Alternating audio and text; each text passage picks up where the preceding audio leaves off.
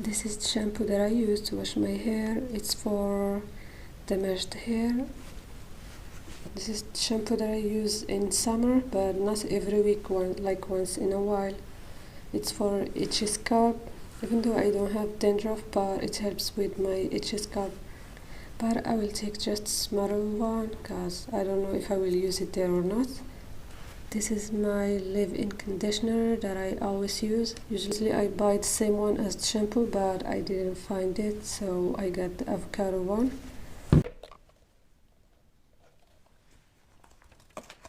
My deodorant, I use Dove.